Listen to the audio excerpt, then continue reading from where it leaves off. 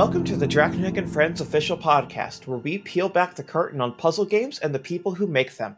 I'm Syrenne, the producer at Draconic and Friends, and I'm joined as always by Alan Hazelton, the head Draconic at Draconic and Friends. Hey there. Today we're joined by Phoenix Stroh, who you may know from the newly announced game Electrifying Incident's dev team. How are you doing today? I'm doing pretty well. Awesome. So can you sort of introduce yourself with sort of your background, what things you've worked on? How might listeners know you? Yeah, so I'm a technical artist and just generally all around for game development. And so I'm just coming out of college at Maine College of Art and Design, who has kind of exhibited some of games that I've done, like my work on Cubic Chess and other games like Pose Patches. And I'm coming into Draconic on Electrifying Incident and a unannounced game that they're working on. Awesome. What got you into game development in the first place? I got into game development quite early. I always have been interested in game design to some certain extent. The earliest memory I could think of working on a game was a horrible Monopoly ripoff for my dad's birthday that was themed around making robots, because my dad builds robots. What did he think of it? I cannot remember what he thought about it. I just remember that it was a slog to get through. But I definitely got better at it. Eventually, I worked on a project for way too long called Cubic Chess in high school in Unity. And I went through the whole steps of someone that wants to go into game development and doesn't realize how much effort it takes to get there. And so that didn't change until I went to Maine College of Art. Yeah, and we got put in touch with you through Adam, who is the art director on A Monster's Expedition and also on the Electrifying Incident. And yeah, he was one of your teachers. Yeah, like what's he like as a teacher?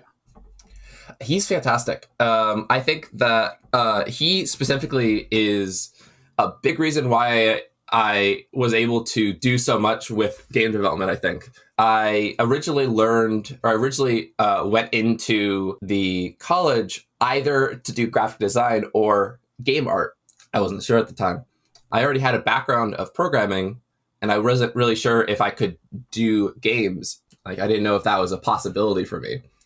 And so I think it was after taking a 3D modeling course and realizing, hey, I'm not too bad at this, that I realized, I could actually do this. I may not be perfect at drawing or whatnot, but this clicks, you know? And so working with Adam on some other smaller game jam style projects was really valuable. He was able to give insight about how stuff worked besides a surface level, this is what it looks like, and these were the assets look like. Being able to break down some of the techniques for like how particles are made or how you're able to fake specific perspectives for games made it really, really insightful to have that background and be able to do it myself. Yeah, for sure.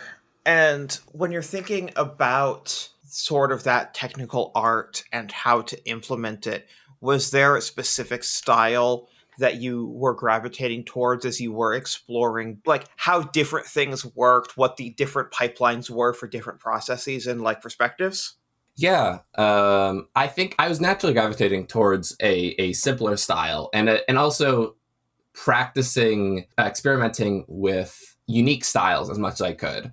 A lot of my process was working with a colleague, Rita Brederson, on most of my games during college.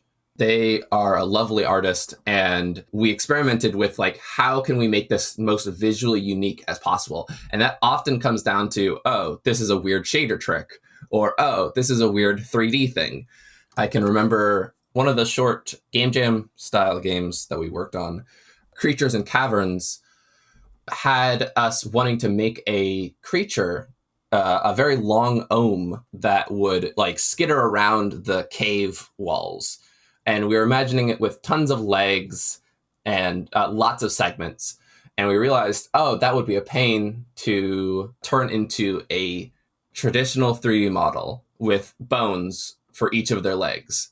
And so at that point, it was either we don't do this, or I figure out a way to make it easier so we don't have to rig 2,000 legs. And so at that point, I took the 2 weeks to learn to ask Adam DeGrandis to just get any form of information about how I could do this. And that turned into learning how curves work and splines work and storing information into textures, non-color information into textures. And so each of my projects is a way for me to learn more about what I could do in game development. What do you think that you learned the most throughout the development of the Electrifying Incident? For the Electrifying Incident, it was a lot of things. I think one of them was the process for taking level design and bringing it over to Godot and how to manage that kind of workflow. The ability for stuff not to be actually created, levels not to be designed specifically inside Godot, but rather brought in through a different medium like PuzzleScript, means a different workflow in terms of how do you organize those assets for import into Electrifying Incident, and how do you keep stuff self-contained, and how do you reference things so that you can then bring in a level and nothing necessarily changes or breaks. That was a difficult one, especially given that the game has cutscenes that kind of break the intended flow of like this perfectly regimented puzzle script gameplay. And so figuring out a balance between that was really important. And what was something that you worked on in the game that you found particularly interesting to do? I think the menuing was particularly interesting for me, especially coming from a background of designing a menu beforehand for a DDR style game, so that you can edit songs. Having this background of UI and trying to apply it into something more robust and more thorough was something that was particularly driving for me. It introduced some of the limitations of the game engine that we were using, Godot, with their ability to create more fluid animated UI elements meant a lack of rigidity with their current system that needed solid building blocks that couldn't be moved or changed, that fixed the UI layout in place. And so that required having to develop extra tools to introduce the ability for these elements to be animated in a more fluid way, while still keeping the benefit that Godot provides for structure, allowing for some more fluid paneling and buttons to be implemented. That's interesting. So like Godot provided decent tools for like making something functional, but to polish it required working with it in a way that you hadn't previously done. Yeah, absolutely. I think that can be true for most of Godot, to be honest. I think there's a few systems, of course, but I think a lot of the systems for Godot provide a really good framework to work off of. But a lot of the polishing step comes in by yourself. And so you need to come in and create specific tools to be able to add that bit more flourish to it. And I think that was my workflow for a lot of this, was something needs to get past that initial 50%. And then I have to look into what that means and what we need to do to get this looking nicer than it currently is. On the Godot subject, so we haven't recorded an episode with Adam yet, so this will go out before that. But he, as the art director on this game, he has, let's call them, strong feelings about the art pipeline in Godot.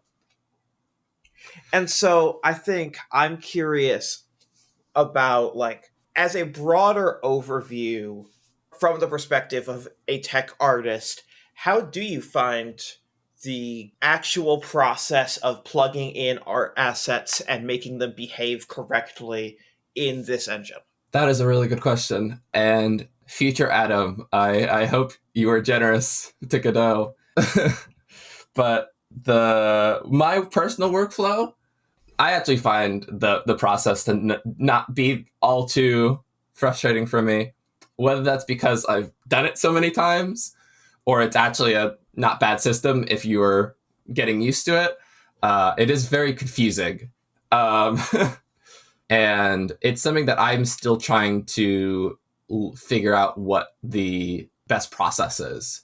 For the 3D modeling workflow, it's something that I have invested, I think, the most time into trying to perfect. Because this is a relatively newer game engine, there isn't a lot of documentation on like best practices within the engine, which is a shame. Sure isn't. Yeah. And so the need to figure out those best practices and create concrete steps to recreate them is something that I'm very invested in working on. Awesome. Coming in and working with the Draconeck team on Electrifying Incident, what do you think surprised you the most about working with Draconeck? So also for this context, this was my current experience working for Draconeck was also my first big experience working in a commercial space, working with a bigger team of people on a official game. And so a lot of my initial thoughts on that also stem from the realization on how projects may run in general. And so I had the idea in my head that commercial projects or official game development projects were very regimented, where you had like this person is specifically going to do this, this, and this. This person is going to specifically do this, this, and this.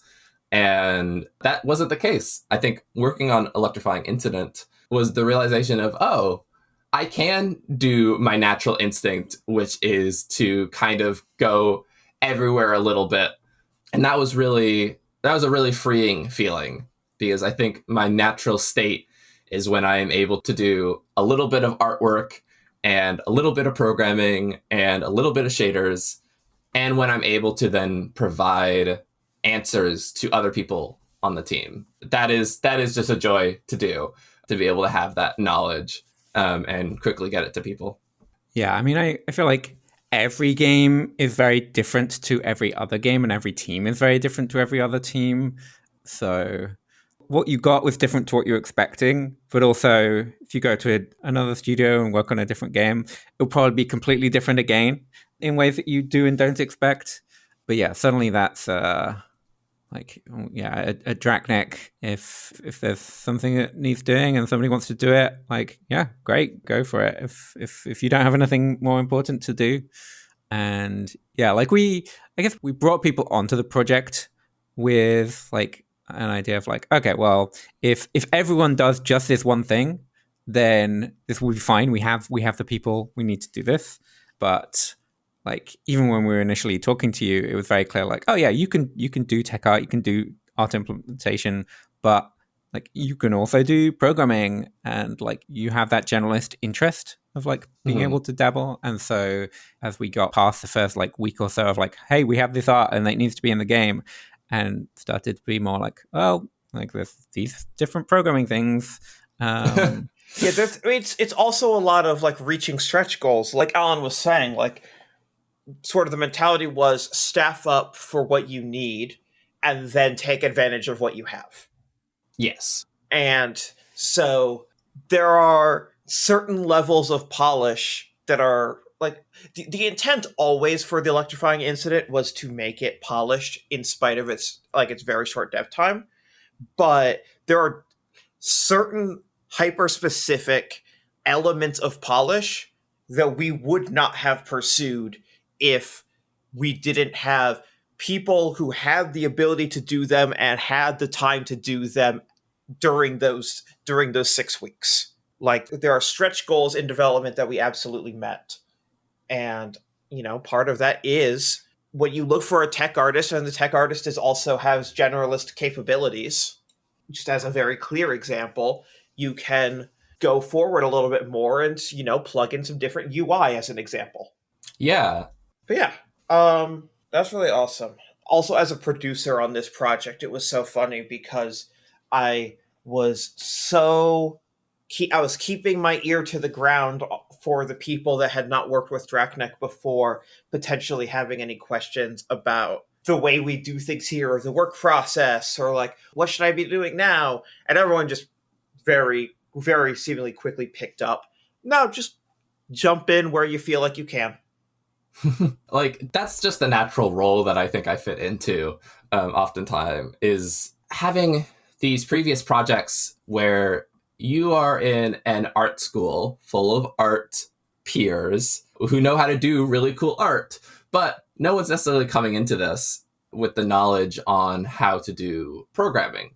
And so I'm naturally going to fall into this realm of the programmer on the team while also being fed principles of artwork and knowledge on how to do 3D and how to work on the game engine. And so I think my experience naturally molded me into being able to kind of be this generalist and have a lot of knowledge about pipelines and about Godot specifically. I guess stepping back from Electrifying Incident specifically, I'm curious what your take is on puzzle games. Like, do you have any favorites you want to gush about? Or Yes, I do. There's plenty of puzzle games that I could gush about a lot, and I think that's something that I have been thinking about in terms of what kind of game would I hypothetically want to make.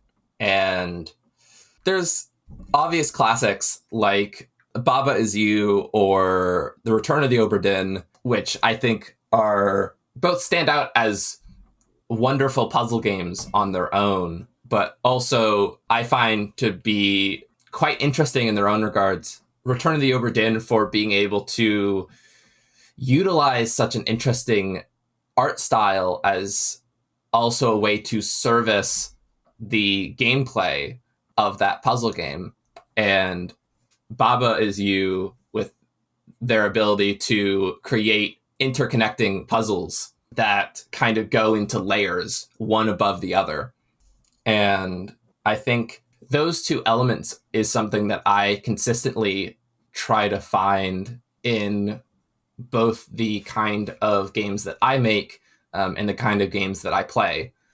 The soft puzzles kind of genre, ones that are more about exploration of a space and learning about people, the murder mysteries of the puzzle games and things like that are what I kind of gravitate towards for puzzle games. If you could, if there's like one game that you could work on, or like one franchise or gameplay style that like would be your dream project to work on in the thinky space, do you think that it would be kind of like a detective-y thing, or is there something else that you think would just be more satisfying from a work perspective? That is an interesting question, because there is definitely a difference between the kind of game that I would like to make and a kind of game that I would like to work on. as in, like, the distinction there being like whether it's your game or just something that you're getting to work on. Yeah. And also a difference of like, maybe this is an idea that I'm writing up on a paper, but I'm not the person that has to actually put stuff into a real game engine, versus, oh, I'm the one that's responsible for figuring out how to make this actually work functionally. I think like a dream opportunity to make a game with whatever kind of team in the space would be probably a kind of mystery style game in the regards of Return of the Obra Dinn or Outer Wilds, something that has a lot of story built into it that asks the players to not think just rigidly about like a Sakaban kind of style puzzle or about the logistics of moving specific blocks around, but asks about motivation and purpose on like, why are people doing these actions? what would this person be doing. I think very people focused in general. But that's not the exact kind of game that I would maybe I would want to actually make. The designing and writing for people, like characters, is something that is just daunting in general, where most other technical limitations or hurdles don't seem as daunting. And something that is a lot more small scale is something that seems a bit more fun to actually implement. Like, oh, I'm blanking on the name. Style of games from one of the authors who has a lot of games about automation. Zachtronics. Yeah, thank you. Zachtronics. A Zachtronic style game is something that I would find a joy to work on.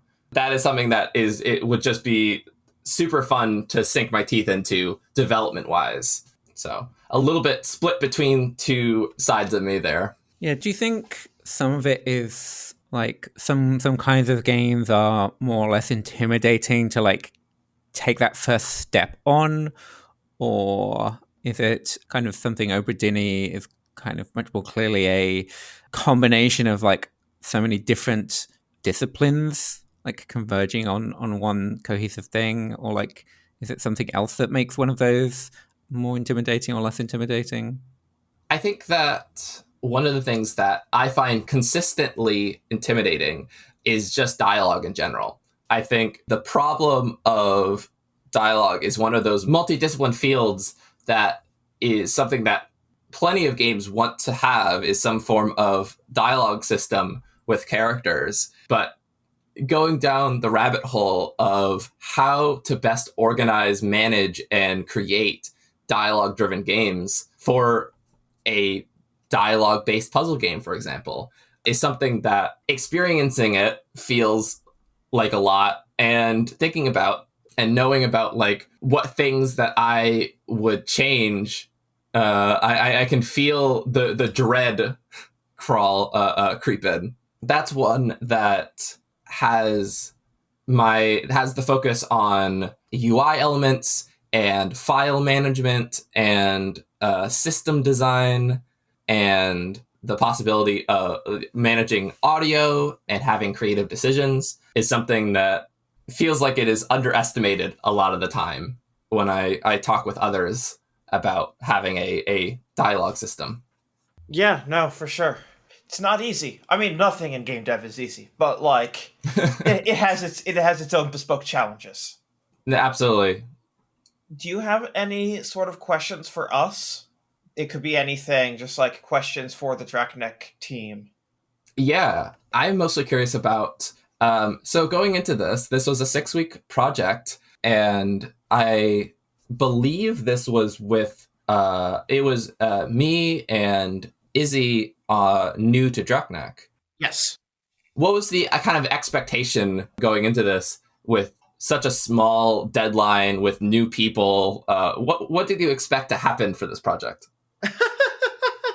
I mean, I was the person that pitched that we do this, and then Alan sort of made the creative decisions about what the project would be. And I can't really speak to how polished Alan thought this was going to end up being, but from my perspective, we had been talking along with, let's say, what feels like half the indie game industry for the last few years about wanting to leave Unity behind for, let's call it, about 80 different reasons. Yes. And Godot was becoming more and more mature over time. We hadn't developed a from-scratch internal project since A Monster's Expedition shipped in 2020. So this was middle of 2024 that we were kind of solidifying our plans for this. We knew that we wanted to make an unannounced game that audience will hear about later this year. And so that came first. We had been talking about that game for 2 years or so. I mean, we'd been talking about that game. I don't think at the time we started Electrifying Incident, we'd actually decided Yes. it was definitely going to be that one, but like that was one of the few options Yes. we'd been throwing around. Yes, we were. That was a game. There was a lot of back and forth about what exactly is the next game going to be. The one that we ended up making is the one that had been in sort of the ideation chamber the longest. And then really, basically, my pitch on this whole project was, let's figure out what we can do in 6 weeks. Let's work on a project where we're not really going to need to make new puzzles, a lot of new game design decisions. Let's just like lock our scope before we do anything, before anyone is brought onto the project, have it very clearly defined, and then everything is going to stem from, we are evaluating Godot as, is this a viable engine, or are we going to need to retreat back to Unity? The word Unreal was brought up about 4 times, and it was never deeply serious. But so it was really like, we want to do Godot because, for a lot of reasons, but like, there is the mentality of, we want to be using this open source project that just feels better. It's not being used for military contracts in the US. Like, there's a lot of reasons. And so we really kind of tried to figure out how we could do this. And then once we did, we were pretty comfortable bringing people on because we were able to identify, all right, no one that we have worked with in the past has significant Godot experience. Mhm. So if we just decide like, oh, well, we can pick up Godot without bringing in people who have actual expertise in it, then sure, like probably we can make something, but like it's going to go a lot slower. It's going to go a lot slower, and we're going to get an incomplete evaluation, because the evaluation there is going to be, how easy is it to pick up Godot in 6 weeks versus, do we want to use Godot going forward? Yes. And that was the actual true goal to discover the answer to. And so in doing so, yeah, we brought on you and Izzy, who both had experience with Godot. I had been Izzy's manager at my previous employer, so I already knew her. And you came highly recommended from Adam. And so kind of from there, we really just hit the ground running. And honestly, by 3.5 to 4 weeks in, we had hit where I thought we were going to be at 6 weeks. And so that's why it became a lot more clearly, what stretch goals can we hit? What levels of polish can we hit? What other things can we explore trying to do as like stretch goals for feeling out our comfort levels with Godot? And that still happened even while asking Alan to redesign half of the No.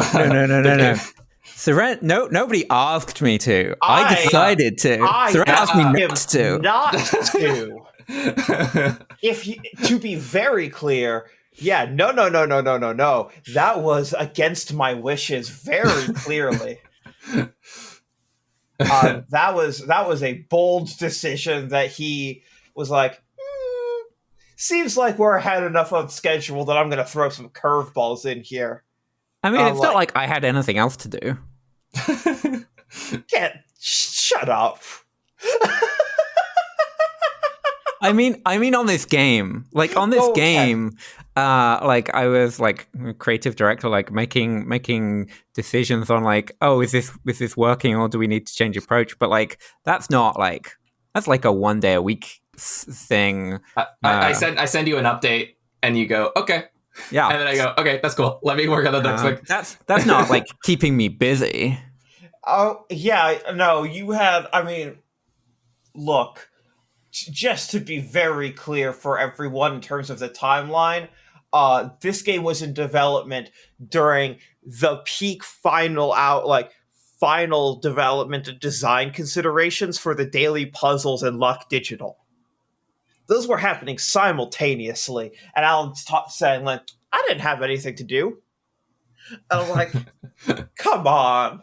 Like, don't even get me started on Bonfire Peaks.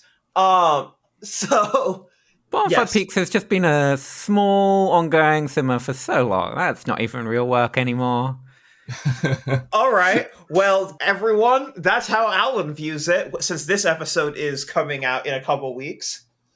Yeah, Bonfire Peaks Lost Memories Part 2 and 3 may be already out by then, you know? No, it won't. Just click our fingers. No, yeah, no. But there's not long to go, really, this time. As an aside to anyone who is waiting for it, yes, those are coming soon, and we will have Corey on the podcast to talk about that when that is closer to shipping. But promise it's worth the wait. Anyways, is there anything else that you wanted to ask us, Phoenix? Anything else you wanted to touch on? I don't think so. I think that was mostly it. I guess what's the final evaluation on Godot? Well, what engine is our next project in? Can I? Yeah, you dare can I say say? Yeah, you can say. Yeah, the next project is also in Godot. Hooray. Yeah. Sorry, Adam. Yeah, I mean, literally, you asked about expectations for this project earlier, and like, I didn't really have a specific expectation of like, oh, well, we're definitely going to hit this quality bar, but I think that like it was very flexible, but like that was going to be a big part on how I would evaluate this game. Is like, oh, what quality bar can we hit in this tight deadline? Mm-hmm. So it's not that we had like this is the thing we're aiming for, but more that like, well, if in 6 weeks we can just about get a functional game that is kind of janky, then like, okay, well this works, but I might not be excited for it. But if we can get something that like feels nice and is polished and looks good and like feels like we could release this with like just a little bit more work. And I was like, okay, well that's pretty promising. And yeah, we hit that bar. Yeah, no, for listeners, like we did go a little bit over the 6 weeks. We didn't come to literally the final executable in codebase that you'll play at launch within the 6 weeks. But we got like 95% of the way there. Yeah, it is amazing, I think, on how much was able to get into that window. Yeah, that is copious amounts of pre-production to make sure that production goes incredibly smoothly. Awesome. Well, where can people find you online, Phoenix? I have my portfolio with my work on ArtStation under my name Phoenix Stroh. And I also have a itch page with some projects currently open under the name GameQuing, GameKWng. Those are the main two places that you can find me. Awesome. Well, thank you very much for taking the time and jumping on the podcast with us. We really appreciate it. Absolutely. Thank you so much for having me. And thank you for listening to the Drachnik and Friends official podcast. Our music is by Priscilla Snow, who you can find at ghoulnoise.bandcamp.com. Our podcast artwork is by Adam DeGrandis. Our podcast is edited by Melanie Zawodniak. Please rate and review us on your podcast service of choice, and be sure to tune in next episode for more interesting conversations.